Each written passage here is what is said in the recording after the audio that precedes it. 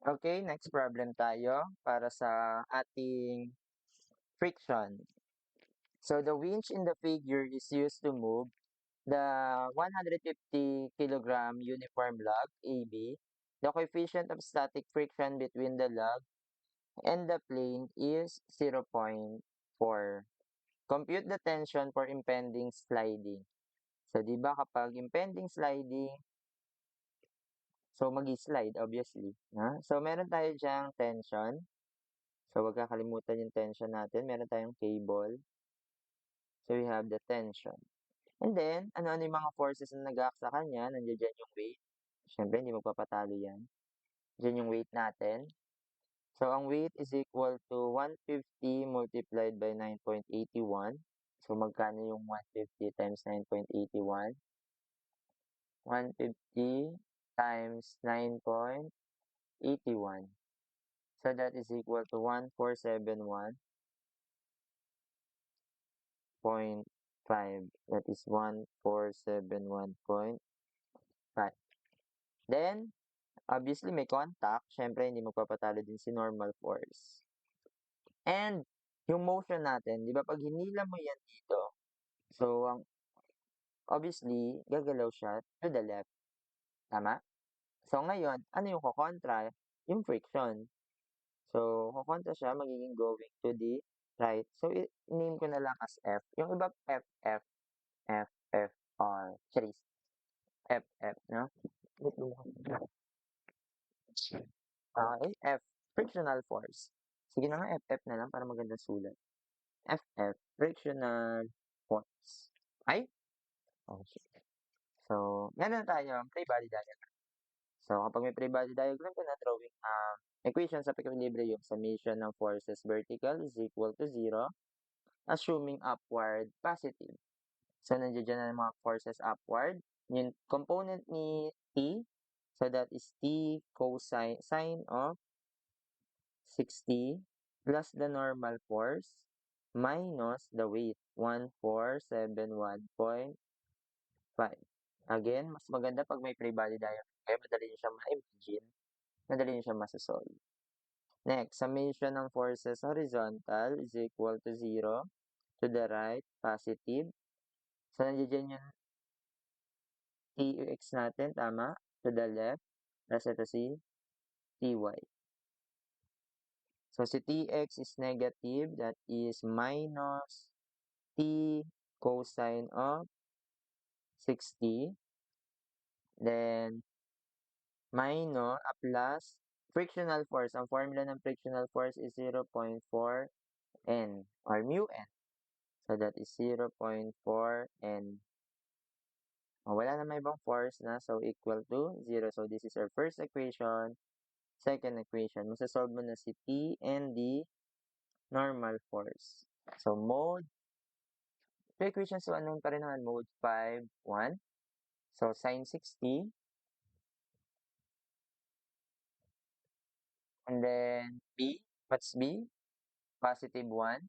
And then, itatranspose natin tong negative sa kabilang side para yung coefficient natin. That is 1471.5. And the next, negative cosine of 60. Then 0.4. Then that is equal to 695.475 newtons. So this is the tension. Then the normal force is equal to 869.2594 newtons. So, yan yung mag-slide na siya, impending sliding. No? And then, compute the tip for impending tipping. So, yung tipping is aangat siya, no? So, yung beam natin is magtitip na siya, paangat na siya doon. No? Mag-overturn, kumbaga. So, di ba, ibig sabihin, gumangat tong AB natin, yung normal force natin is nandito sa may A. No? So, ililipat lang natin yung normal force natin dito sa may A. So, Moment na lang tayo sa A para ma-solve natin, no? Ay, Barbie. Ay! Summation ng moment at A, that is equal to 0, taking clockwise positive. So, ano yung mga forces na umiikot kay A? So, si normal, syempre, mag-act na kay A, wala na siya. No? Wala siya. Charis. So, moment tayo kay A, nandiyan dyan si weight. So, that is 1471.5. Ang moment arm niya is 2 minus the T sine of 60, yung vertical component ni T. Ang moment arm niya ay 4 equals to 0. So, magkano yung T natin dyan? 1471.5 times 2 divided by 4 sine of 60. That is equal to 849.5709 newtons. So, ito na yung tension natin sa tipping, no? Ngayon, dalawa yung nakuha natin, isang tipping and isang sliding. So, kung titignan nyo, kung papansinin nyo yung values, kapag ginamit nyo si tension, kasi di ba ang kailangan natin sa tipping is 849. So, ibig sabihin, kapag ginamit mo yung force na 695, hindi pa siya magtitip, hindi pa siya mag-overturn. Pero kapag ginamit mo na sa 695, mag-slip na siya, no? Mag-slide na siya. So ngayon, ano yung maximum tension that can be applied for which the log remains stressed? So ang Tmax natin is equal to 695.475 Newton. So ibig sabihin, yan na yung maximum natin na mag-slide na siya dyan. Next, compute the normal reaction between the log and the plane. So, syempre, ang normal reaction, ito na yun. Kasi, yun na yung maximum eh. So, sliding pala yung nag-govern. No? Pero, kung nag-govern dito is govern. Kung nag-govern dito ay yung moment, yung tipping, so, isi-solve natin. So, how to solve for N? A summation lang ng forces. Vertical is equal to 0, upward positive. So, nandiyan dyan si normal force, NA, plus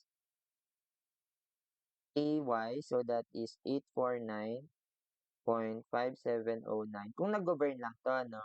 Sine of 60 minus 1471.5 equals to 0. So, ang NA is, kung nag-govern lang, again, kung, maya naman, sagot nyo to eh, sine 60. Nasa choices din kasi to, no? Minus 1471.5. That is 735.75 Newton. Kung nag-govern, again, kung nag-govern. Pero hindi naman. So ngayon, alam natin na yung normal force natin is nandito lang, from A.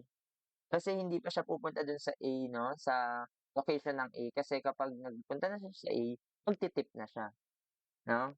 So ngayon, hanapin natin yung location ng A. Yun yung nahanap dito. Compute the location of the normal reaction from A. So, paano ito siya isa-solve? Mag-moment lang tayo sa A. Tapos papaikutin natin yung normal force. Summation ng moment at A is equal to 0, taking clockwise positive. Ano yung mga forces na magbibigay ng clockwise?